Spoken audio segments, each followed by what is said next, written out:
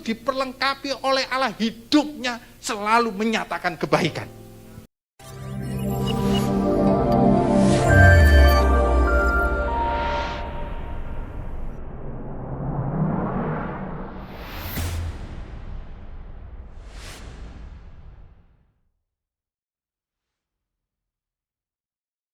Shalom. Amin. Puji Tuhan. Ada sukacita ya? Amin. Nah, hari ini saya ingin bersama-sama belajar lagi. Dalam berapa minggu yang lalu sampai berapa minggu ke depan, kita masih tetap belajar tentang tertib rohani.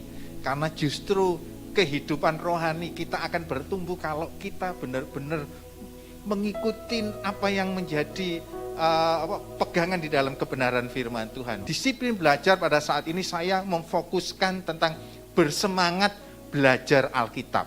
Alkitab itu adalah buku kehidupan. Jadi inilah benar-benar kitab kehidupan. Kalau kita belajar tentang Alkitab, saudara benar-benar belajar tentang kehidupan. Nah, mengapa saudara-saudara kita harus belajar? Kalau kita ini disebut orang Kristen, Kristen itu artinya pengikut Kristus. Nah, jadi pengikut Kristus atau murid Kristus. Jadi kalau KTP kita Kristen, berarti kita ini murid Kristus, pengikut Kristus. Seorang murid, seorang pengikut itu harus belajar. Dan tujuan akhir dalam hidup kita menjadi sempurna seperti Kristus. Nah, sekarang maksud dari disiplin belajar Alkitab itu apa sih? Nah, maksudnya adalah yang pertama, mengganti kebiasaan berpikir yang lama, yang merusak, dengan kebiasaan baru yang memberi hidup. Jadi tujuan akhirnya itu adalah pembaruan akal budi. Nah, makanya Alkitab itu cara yang pertama yang kemudian disoroti Alkitab adalah mengubah akal budi kita, mengubah pikiran kita, mengubah dalam bahasa trennya paradigma kita. Alkitab katakan bahwasanya janganlah kamu menjadi serupa dengan dunia, tapi cara hidup kita ini haruslah berubah untuk apa? Benar-benar sesuai dengan kehendak Allah. Bagaimana caranya? Dirubah pola pikir kita. Terus bagaimana belajar Alkitab yang baik? Bagaimana belajar Alkitab yang baik? Nah, kalau kita ingin belajar Alkitab, itu bacalah berulang-ulang. Bacalah berulang-ulang. Nah, hari ini saudara mungkin baca satu pasal, gak mengerti, gak apa-apa. Baca lagi. Baca lagi. Nah, setelah saudara mungkin baca satu pasal, nah, kemudian saudara konsentrasikan, pusatkan, selain kalau saudara ikutin program baca Alkitab, ada yang satu pasal, ada yang dua pasal, ada 3 pasal. Baca saja 3 pasal. Nah, kemudian saudara harus cari mungkin satu ayat yang benar-benar seperti rema. Ya. Rema itu saudara serasa diberkati, ayat itu berbicara secara khusus. Mulai konsentrasi di ayat itu. Nah, konsentrasi.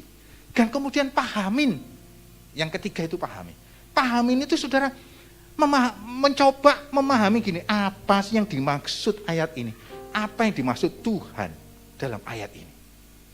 Seperti kayak ada interaksi. Interaksi hati saudara, interaksi pikiran saudara. Mulai interaksi. Apa sih? Coba cari. Dan kemudian coba diresponi, disesuaikan dengan hidup kita. Dan yang ketiga, kalau saudara sudah memahami, pikirkan, dipikirkan terus sepanjang hari. Kalau firman Tuhan itu menguasai pikiran kita, pikiran-pikiran yang bukan dari Tuhan, itu nggak bisa masuk. Ya kan? Kita mungkin lupa akan firman Tuhan yang kita sudah baca, tapi sama dengan makan. Kalau saudara nggak makan 1 minggu yang lalu, ya, 1 hari nggak makan, maka saudara kesehatan saudara akan terganggu. Baca firman Tuhan itu kayak gitu. Sama seperti kita makan jasmani. Kalau orang itu merenungkan firman Tuhan siang dan malam dan melakukan setiap hari, orang itu diperlengkapi oleh Allah, hidupnya selalu menyatakan kebaikan. Alkitab adalah kitab kehidupan yang mengajarkan kita untuk hidup. Saudara, kalau saudara benar-benar ingin hidup saudara benar-benar hidup, maka belajarlah Alkitab. Alkitab adalah kitab kehidupan. Nggak usah cari primbon, nggak usah cari yang lain. Bacaan Alkitab. Alkitab adalah kitab kehidupan yang menuntun kita supaya kita benar-benar hidup. Kiranya Tuhan akan memberkati, dan kiranya Tuhan yang akan membuat kita hidup dan mengalami kemenangan.